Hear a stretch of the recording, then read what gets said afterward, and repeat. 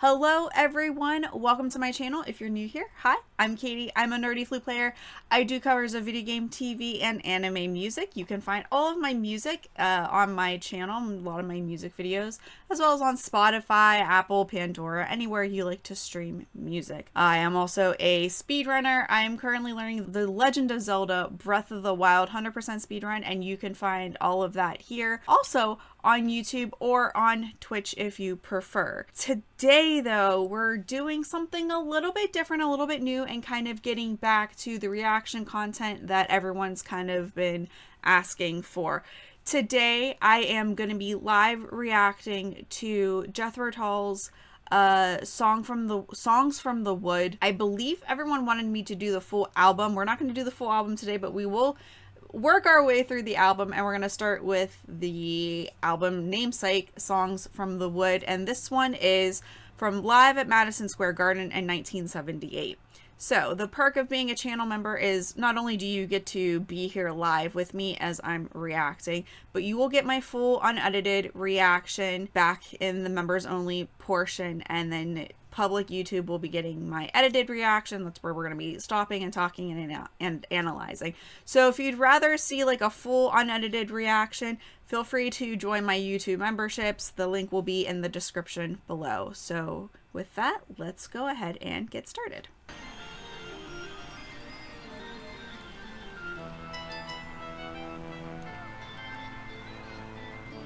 And right off the bat, I love how we're getting started with like a church organ-esque like synth on the keyboards, and then it transitions to like, you know, you get a little bit of that church organ with like a trumpet sounding synth. I really like the juxtaposition there. It's just, it gives it an interesting sound that, like, you think Songs from the Wood, you're thinking folksy, which you don't really have like church organs and folk music, you know, it's more violins and like wooden flutes, things of that nature, and guitars. So we kind of have like this church organ trumpet synth going on, but it's just so lively. It's just so lively. It's so much fun.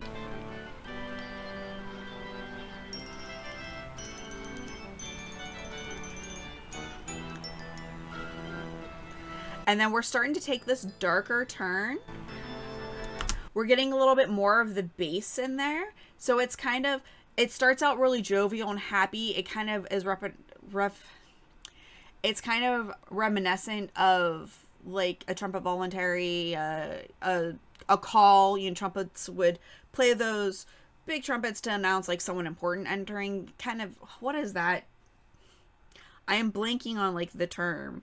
There's a specific term for it, but it kind of has that trumpet call to it. And then we're starting to get more of the bass notes in there. So it's going to get a little bit darker, which I love.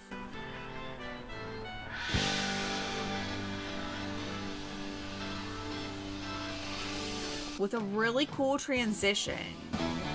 Now we're starting to get that bass guitar going, which I love. It's so good.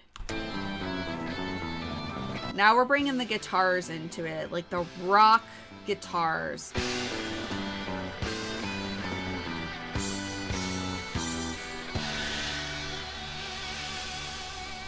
So before we hop in, that bass has such like a funky feel to it, and I love it. I love how prominent. That was a really just fun bass line.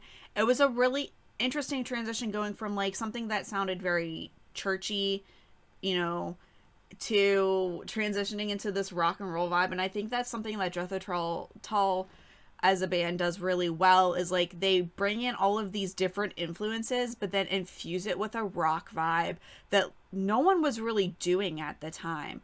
You see more of that kind of stuff now with like genre mashups, but like Jethro Tull just does it so well.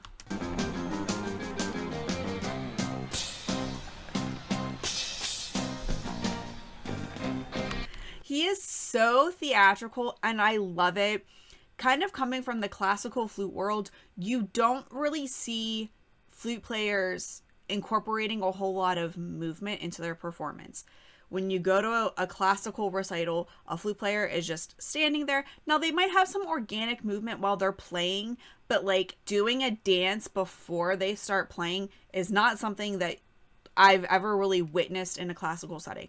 Now, there is one flute player, her name is Nina Asimakopoulos, and I'm probably mispronouncing that, but she is a flute professor at West Virginia University. A lot of her studio is starting to incorporate, or has been incorporating, movement while playing flute. You see a lot of playing the flute while dancing and moving in a way that you don't really see in the classical world.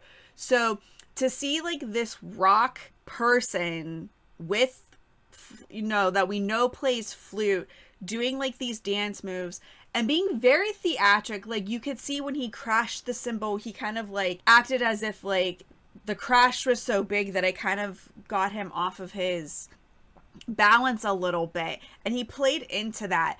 And it's just like, that's just what makes Jethro Tull, and Ian Anderson specifically as the frontman, so magnetic. And I think why he was so popular in the 70s, because it was something new and different. Now, I think in order to be the front of a rock band, you have to be a little bit out there and theatric, but like bringing folksy elements into rock and bringing folksy rock elements to flute is, it's just such a unique combination that I really appreciate.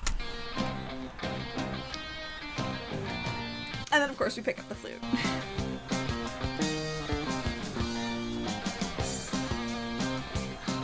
Ugh.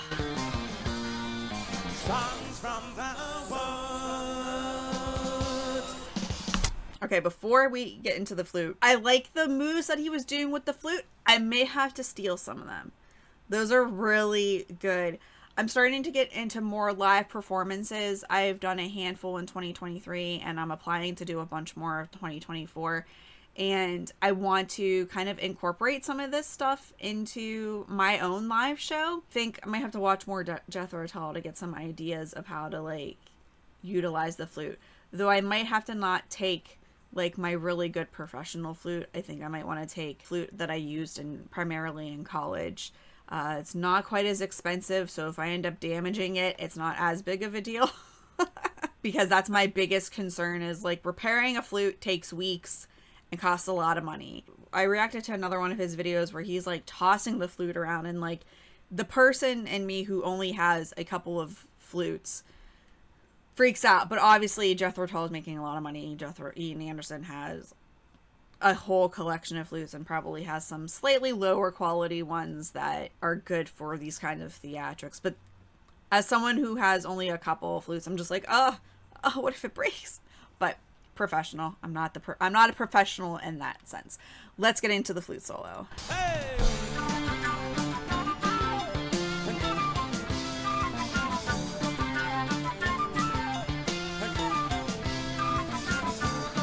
I really appreciate the sounds that are coming from this man's metal tube.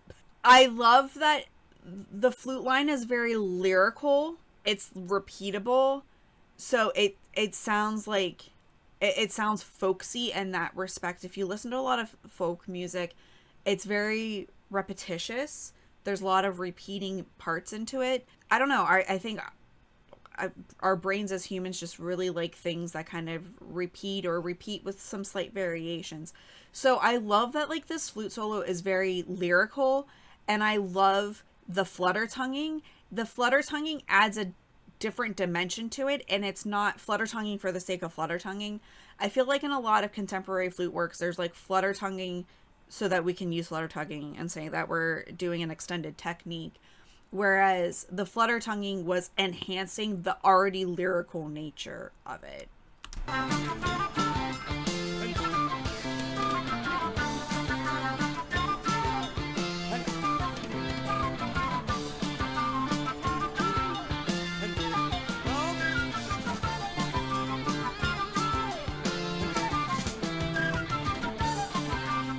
And he's kind of going back and forth between utilizing the flutter tongue and not utilizing the flunger tongue, and it being more just straight. I like how, I mean, I'm sure he's partially gasping for air because like dancing and a lot of movement, you know, can make you out of breath.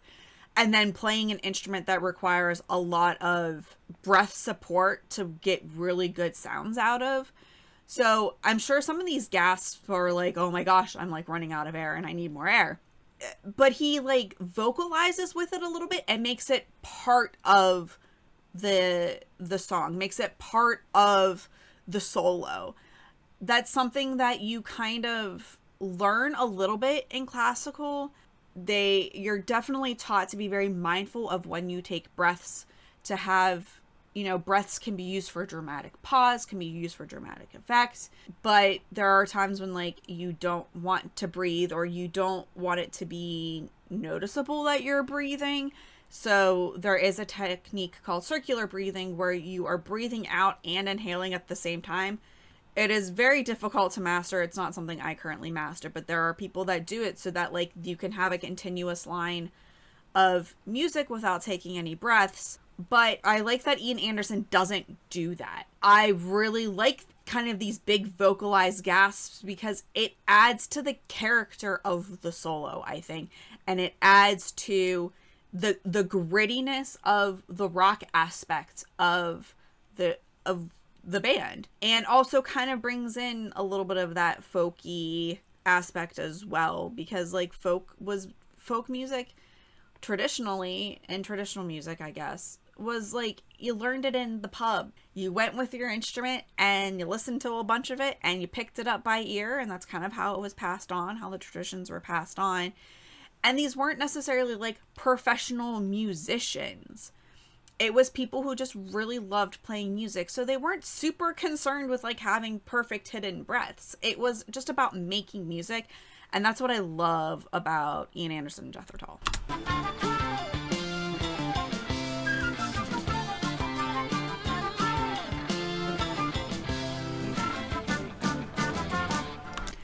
And it's subtle, but if you listen very carefully, towards the end of it, you hear singing with the playing.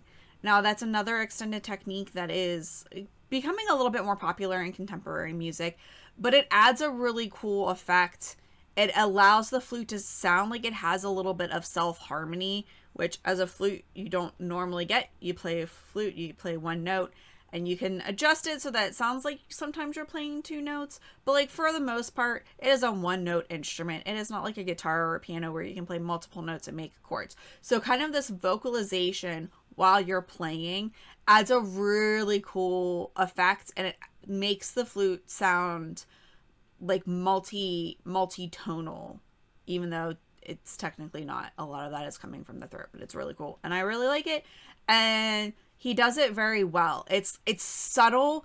It's just, it adds a nice little effect to it without it being like super distracting.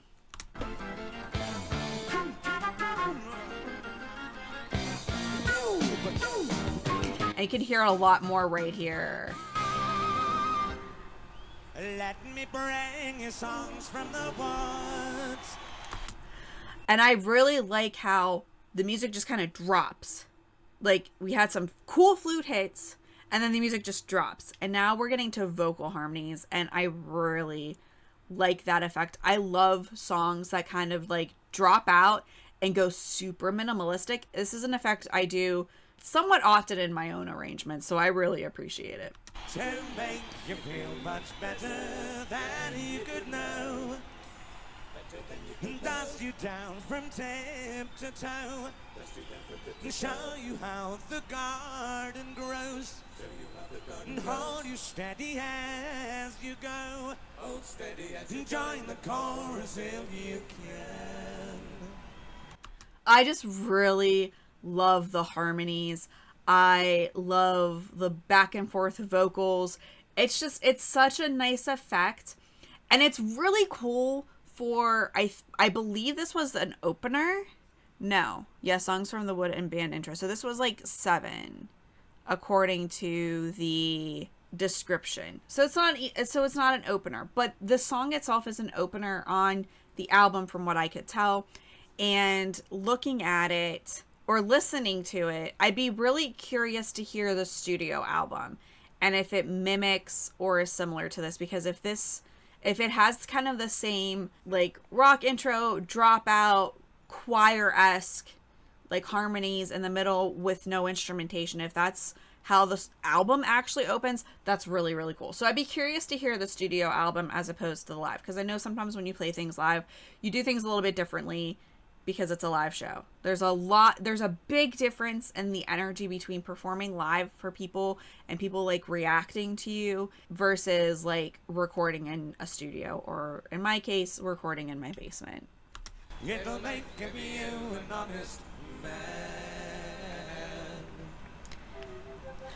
Let me bring you love from the field. I get super excited. I got super excited. Just like, I was not expecting the drummer to stand up and pull out a flute and play too. I'd be curious to know, does the drummer for Jethro Tull also know how to play flute? Because if so, that's really cool. Oh my gosh. Like that. I was surprised. And it was just so cool. I really enjoyed that. That was just really good. It was really good. Poppies red and roses found with summer rain. Now heal the wound and still the pain that threatens again and again as you drag down every lover's lane.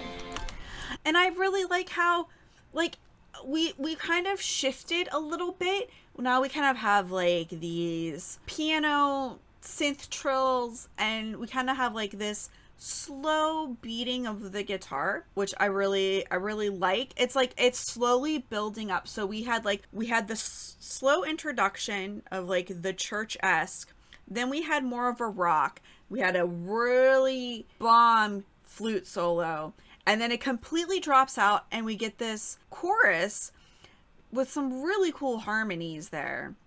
And now we're slowly picking it back up. And it's just a really interesting way to tell a story through music. I really like it.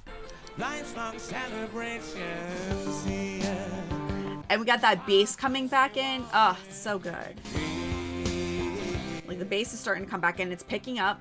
Let me bring you all things refined.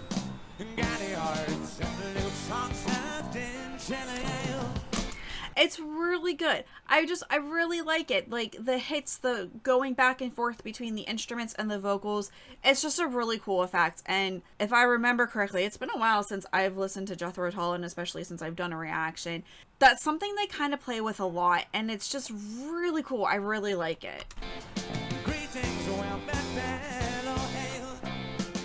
The very prominent bass guitar, like, it just sounds 70s.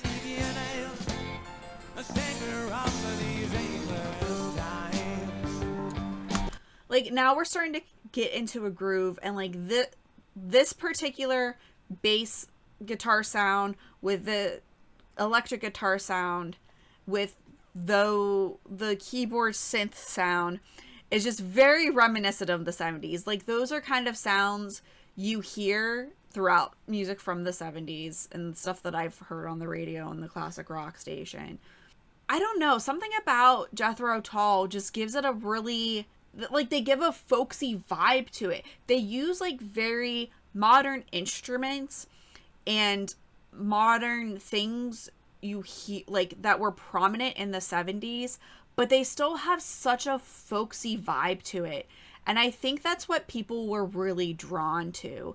They, you know, you had that, the newness of the sound of the 70s, but with that kind of folksy feel still to it. And I think that's what really resonated with a lot of people. And Ian Anderson just has a really cool, unique voice.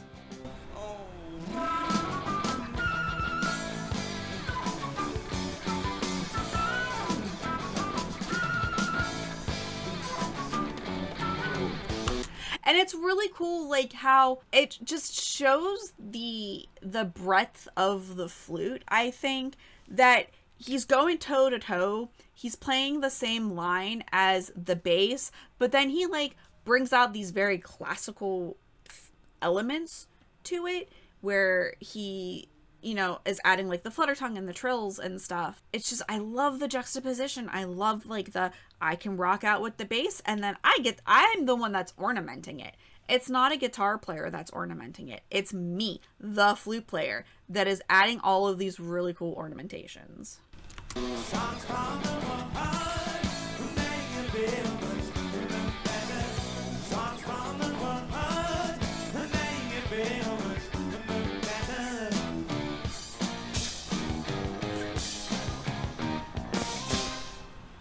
I just really enjoyed that song. It was just really good. Like I said, the juxtaposition between, you know, starting slow and then this really awesome flute solo and then dropping out and having just vocals and then slowly bringing back up and then just having like this cool bass line going with the flute, and of course ending with a bunch of cymbals and the stage going dark is just so theatrical. I really just enjoy the stage presence of Ian Anderson and of the entire band. So it was really good. I loved it. Thank you all so much for watching this. If you enjoyed my reaction, please like and leave me a comment below. I do read all of the comments, even though I might not respond to all of them. I do read all of them. If you want to see more content like this, why don't you hit the subscribe button? And if you want to see the unedited reaction, consider joining my YouTube memberships. There you can find other perks such as early access to some of my other videos, voting on which reactions to do next, and some other fun stuff I've got coming up in the works. If you prefer, you can follow me over on Patreon at patreon.com/KatieShesko. If you like my live streams, consider coming over on Mondays at 6:30 p.m. Eastern, Wednesday at 6:30 p.m. Eastern, and Saturday mornings at 10 a.m. Eastern. Right now on my live streams, I am doing the Breath of the Wild 100%, and even if you're not a fan of video games or Zelda or anything like that, it's always a fun time. It's really lax and chill, and chat just make it just a fun place to hang out, even if you don't understand what's going on. Thank you all so much for watching, and I will catch you in the next one. Bye.